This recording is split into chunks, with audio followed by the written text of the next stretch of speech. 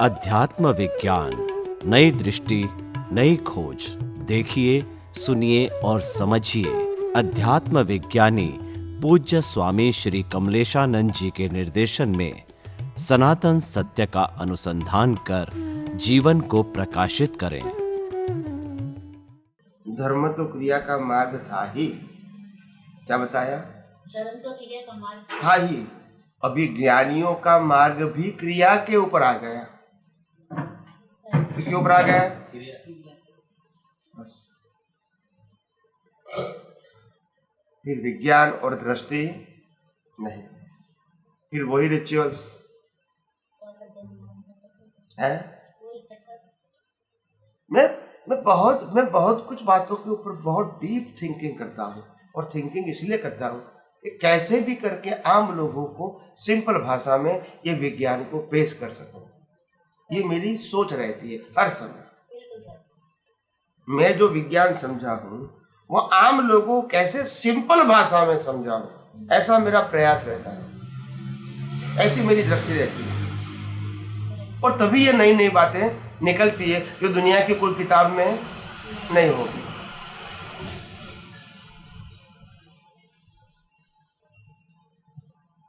आज बड़े बड़े साधु संत सन्यासी और साइंटिस्ट जो इसरो और नासा में काम करते हैं, वो भी ये सत्संग सुनते हैं, वो भी फोन से बात करते हैं, क्योंकि उसको मालूम है कि उनके पास विज्ञान के अलावा कुछ नहीं है, और हम भी साइंटिस्ट हैं। तो वो दोनों का लेवल और अंडरस्टैंडिंग क्या है? एक ही है। और जब रिचुअल्स की बात करूंगा तो वो फोन नहीं करेगा, क्योंकि इसके इंटरेस्ट। और मैं कभी रिचुअल्स की बात करता है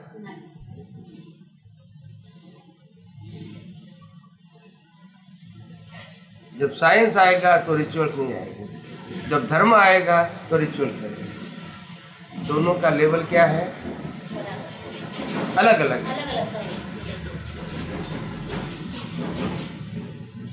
धर्म श्रद्धा के ऊपर चलता है और विज्ञान सिद्धांतों के ऊपर चलता है। श्रद्धा लोगों की अलग अलग हो सकती है, सिद्धांत कभी अलग अलग।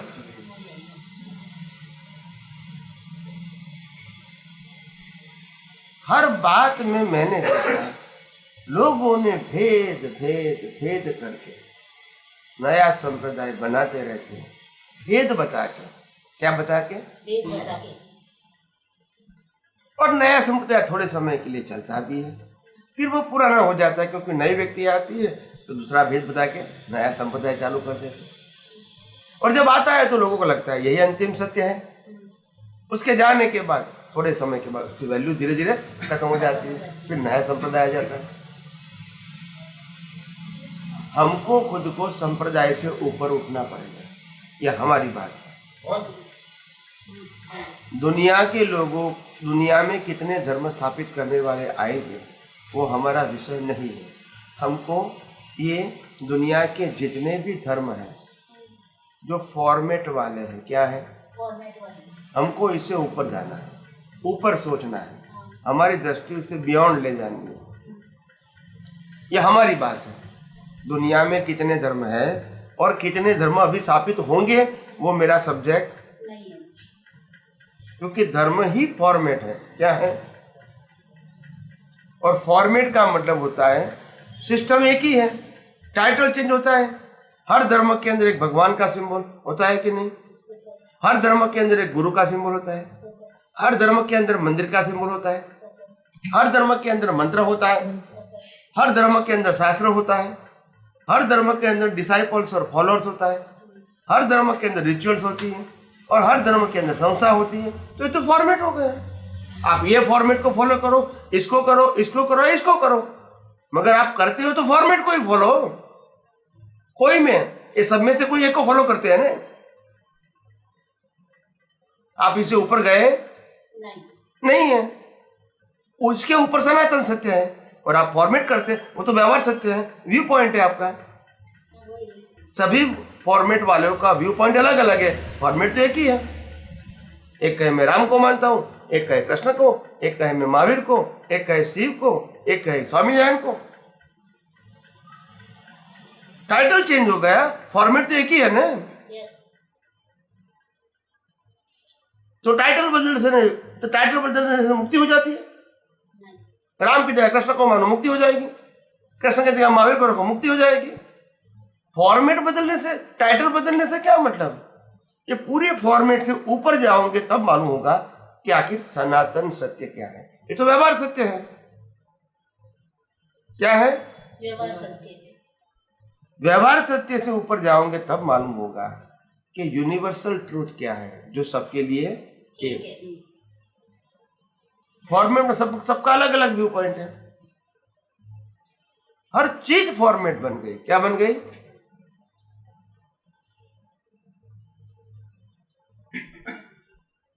तो हमको अगर आध्यात्म के मार्ग में आगे बढ़ना है तो फॉर्मेट से ऊपर सोचना पड़ेगा, नहीं तो आगे बढ़ना संभव नहीं, और वही चक्कर में चलते रहे। चलते रहे।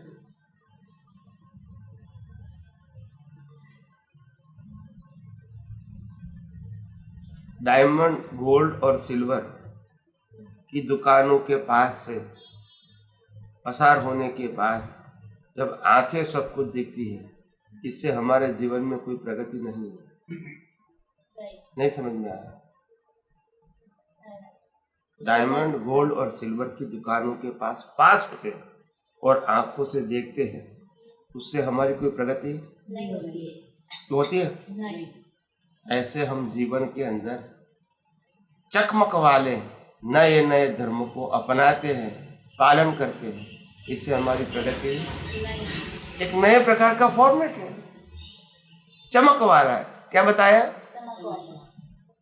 एक नया फॉर्मेट बना दिया।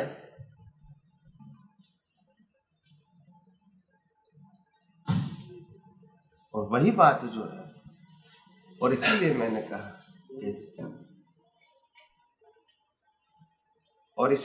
कहा आगे बढ़ने के लिए हमको ये दुनिया की वास्तविकता को समझना पड़ेगा और व्यवहारिक की दृष्टि से ऊपर उठना पड़ेगा, तभी वास्तविकता समझ में आएगी, नहीं तो आएगी। वही चक्कर चालू रखते हैं, वही चक्कर चालू रखते हैं।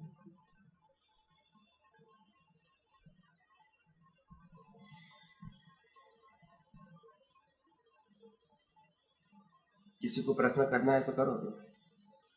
आध्यात्मिक में जाने के लिए क्या करना पड़ेगा? तो आप कह रहे हो आध्यात्मिक में जाना चाहता है, क्या करना पड़ेगा? आध्यात्मिक में आगे बढ़ना है, सबसे पहली बात ये दुनिया के सनातन सत्य को समझना पड़ेगा। क्या करना पड़ेगा? सनातन सत्य, व्यवहार सत्य नहीं। सनातन सत्य का मतलब कभी परिवर्तन होता नहीं, उसको समझना पड़ेगा। और वो ऐसा नहीं है कि 1-2 घंटे में समझ में आ जाए। हमको ग्रेजुएट बनना है तो भी 15 साल पढ़ना पड़ता है, हाँ या ना? इसके बाद भी नौकरी मिलने की गारंटी नहीं है। बोलते नहीं है। आके ना तो बोलो, 15 साल पढ़ने के बाद भी गारंटी है? तो बात यह है कि हमको भी अगर इस दुनिया का, अगर आध्यात्म के मार्ग में आगे बढ़ना है तो सनातन सत्य को समझना पड़ेगा, बार बार समझना पड़ेगा, हमारे जीवन में उसको आत्मसात करना पड़ेगा। सिर्फ मुंह से बोलने की जरूरत नहीं है, दृष्टि में पक्का करने की जरूरत है। जैसे दो व्यक्ति आपस में मिलती है तो 2 व्यक्ति को हम देख सकते हैं, मगर 2 व्यक्ति के अंदर परमात्मा है जिसका हमको ज्ञान है, उसको हम होते हुए क्यों नहीं देख सकते? ये आपके सोच का प्रश्न होना चाहिए। बताया मैंने कहा? ये 2 व्यक्ति आपको दिखती है, ठीक है, अच्छी बात है, मगर 2 व्यक्ति के अंदर आत्मा है, वो हमारे पास ज्ञान है, तो वो क्यों नहीं उपयोग करते उस समय? किसने मना किया? बोलिए, किसने मना किया उस समय? व्यक्ति को व्यक्ति के रूप में देखा और व्यक्ति के अंदर आत्मा है, वो ज्ञान भी आपके पास है, उपयोग क्यों नहीं करते हैं? वही तो पजल तो अकेला शब्द ज्ञान काम में नहीं आएगा। और इसीलिए मैंने कहा थियरी से मुक्ति नहीं है, प्रैक्टिकल से मुक्ति है।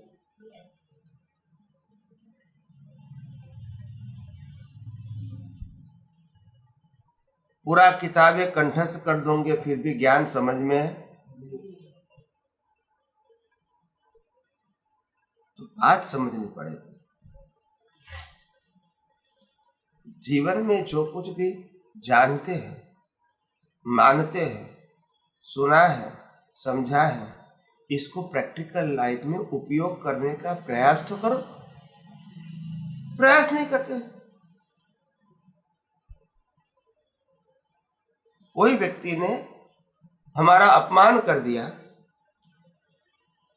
तो हम ये कहेंगे कि भी मेरा कर्म का उदय है, उसके साथ संभाव रखो। इसके पीछे साइंस समझने की तो कोशिश करो। ये तुम्हारी बुद्धि ये बात बार बार विदाउट बेस एक्सेप्ट नहीं करेगी, एक्सेप्ट नहीं करेगी। इसके पीछे उसको साइंटिफिक प्रोसेस बतानी पड़ेगी कि कैसे ये हुआ, तभी आपका अहंकार और बुद्धि एक्सेप्ट करेगी। इसको प्रोसेस चाहिए। क्या चाहिए? प्रोसेस चाहिए। आज बच्चा क्या पूछता है फादर मदर को, क्या आप आरती क्यों करते हैं? तो फादर मदर क्या बोलेंगे? बोलो ये प्रश्न नहीं होना चाहिए, मेरे पिताजी करते थे, गुरु ने बताया है, इसीलिए हम करते हैं। ये आंसर है? ये आंसर है? तो बच्चा एक्सेप्ट करेगा? यही हम करते हैं, गुरु जी ने कहा इसलिए हम करते हैं। आपने कोई प्रोसेस किया इसको स्वीकार करने के लिए? नहीं किया, और ब्लाइंडली आपने एक्सेप्ट कर लिया, फॉलो भी करते हैं। कोई प्रश्न करेंगे तो आपका उत्तर नहीं है तो क्या कहेगा? ये तो मैकेनिकल है, बिना सोचे समझे काम करता है। ये मशीन करता है, मशीन को सोचने की जरूरत है। एक प्रोग्राम, ये पंखा को ऑन कर दिया, चलता रहेगा कि नहीं चलता रहेगा? उसको सोचने की जरूरत है। ऐसे ये भी मशीन है, इसको काम दे दिया वो करता रहेगा। मतलब क्या? जागृति कहाँ है आपकी? यही बातें होती है। और जागृति नहीं होती है तो कोई वैल्यू ही नहीं है। हर बात के अंदर प्रोसेस होना चाहिए। क्या होना चाहिए? प्रोसेस होना चाहिए। एक व्यक्ति ने अपमान किया, उस समय प्रोसेस होनी चाहिए कि जो अपमान किया वो व्यक्ति है, वो अपनी स्वतंत्रता से अपमान कर सकता है या कर्मों के वश करता है। और हमारा अपमान करता है तो हमारा भी कर्म है कि नहीं? इनको बोलने का कर्म, हमको सुनने का कर्म। और ये दोनों का जो शरीर है, शरीर वो कुदरती रचना से चलता है। किसकी रचना से? दोनों का शरीर। और दोनों के अंदर जो आत्मा है वो शरीर से कैसा है? उन्होंने तो कुछ किया नहीं है, न किसी का अपमान किया है और न किसी का अपमान सुना है आत्मा ने। तो आत्मा तो पहले भी कैसा था और बाद में भी कैसा है? वो तो शुद्ध है और शुद्ध रहेगा, जो हम खुद है। और शरीर जो है वो तो कर्मों की भुगतान का साधन है, तो इसको तो कर्म की भुगतान आएगी। या किसी को गाली देने का कर्म होगा या तो गाली सुनने का कर्म होगा, मगर ये तो कर्मों की भुगतान का साधन है ही। इसलिए इसको सुख दुख आएगा या नहीं वो प्रश्न नहीं है, और वो हमारे हाथ में भी नहीं है। तो इसके बारे में ज्यादा सोचने से फायदा क्या है? कुदरत कहते हैं हम तो कोई भी इंसान को श्वास लेने की भी स्वतंत्र शक्ति नहीं दिया है। सही है गलत है? सही है। सही है गलत है? जब आपके पास श्वास लेने की भी स्वतंत्र शक्ति नहीं है, कोई कहता है मैं श्वास लेता हूं, मैंने कहा रात को सोने के बाद कौन लेता है? तो बोला वो तो मालूम नहीं। तो रात को अलग है, दिन को अलग है, बोलते नहीं है। यही भ्रांति का ज्ञान लोगों को चलता है दिमाग में, राइट। सोचते ही नहीं है, फिर कहता है हमको आगे बढ़ना है। ये दुनिया जो भ्रांति चलती है उससे ऊपर कोई सोच ही नहीं है हमारी। अगर हम खुद श्वास लेते होंगे अपनी मर्जी से, तो अटेंशन देना पड़ेगा कि नहीं देना पड़ेगा? तो हम श्वास लेते तो अटेंशन देते हैं कि अपने आप चलता है। देखो, श्वास लेने की स्वतंत्र शक्ति भी कुदरत ने नहीं है। तो जिस श्वास के आधार से ये मन वचन काया चलता है, जिस श्वास के आधार से, यस और नो? यस। अगर श्वास बंद हो गया तो मन चलेगा? नहीं चलेगा। बोल सकते हैं? नहीं। क्रिया कर सकते हैं? नहीं। तो जब श्वास लेने की स्वतंत्र शक्ति नहीं दिया कुदरत ने, तो जिस श्वास के आधार से ये मन वचन काया चलता है, क्या उसमें हमारी फ्रीडम हो सकती है? नहीं। और फिर भी क्या मानते हैं? मैं सोचता हूं, मैं बोलता हूं, मैं करता हूं, उन्होंने बोला, उन्होंने किया। फिर कहता है मेरे को तो आगे बढ़ना है। जब तुम्हारी दृष्टि ही अज्ञान से भरी पड़ी है, राइट। किससे भरी पड़ी है? अज्ञान से। फिर कहता है मेरे को आगे बढ़ना है। कैसे बढ़ोगे? नहीं, सोचते नहीं है। मैं बाह्य जीवन की बात नहीं करता हूं, मैं इसकी बात करता हूं कि कोई बातों को सोचो तो सही। सोचने में कोई मना है? नहीं। कोई रिस्ट्रिक्शन है? नहीं। मगर सोचते नहीं है। बोला हमको ज्ञान मिल गया, वो तुम्हारा अनुभव का है कि रेडीमेड है? रेडीमेड। रेडीमेड कपड़ा कितना दिन चलेगा? थोड़े दिन। बिना सोचे समझे आप परिपक्व हो सकते हैं? नहीं। किसी का दिया हुआ हमारे लिए परमानेंट हो सकता है? नहीं। Anything is in this world, इस दुनिया में जो कुछ भी पाते हैं हम, इसमें से कोई भी चीज क्या परमानेंट हो सकती है? नहीं। माँ ने जन्म दिया है तो जीवन भी परमानेंट नहीं है, है? नहीं। तो किसी ने दिया हुआ ज्ञान कैसे परमानेंट हो सकता है? उनको देना, हमको लेना एक संजोग है, एक कर्म है।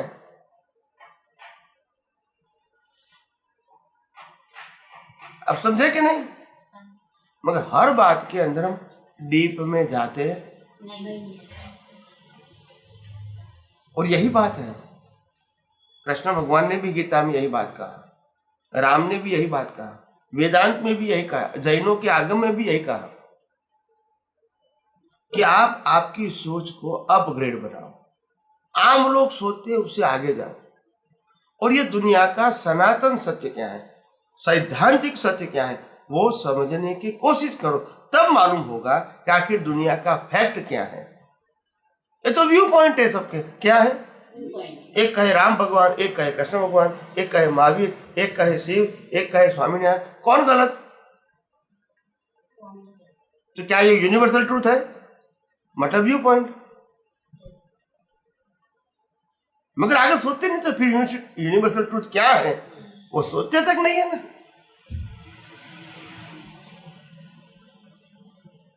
फिर उनकी दृष्टि वही रहेगी, व्यू पॉइंट वाली। इससे प्रगति संभव। तो हमारी दृष्टि को ये विज्ञान के माध्यम से, सनातन सत्य के माध्यम से परिपक्व बनाओ। विज्ञान ये नहीं कहता है, आध्यात्म विज्ञान, कि मैंने जो बात कही वो आप स्वीकारो। पहले सोचो तो सही, फिर आपको लगे कि ये बात मेरे लिए अच्छी है तो इसको फॉलो करो। ब्लाइंडली नहीं। क्या बताया?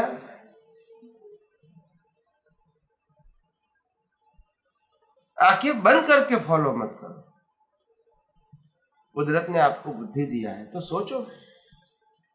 फिर 10 साल 25 साल होने के बाद कहेंगे इतना मेहनत किया, इतना मेहनत किया, आखिर क्या पाया? तो पहले सोचना चाहिए ना आपको। बाद में रोने से क्या फायदा? बोलते नहीं है।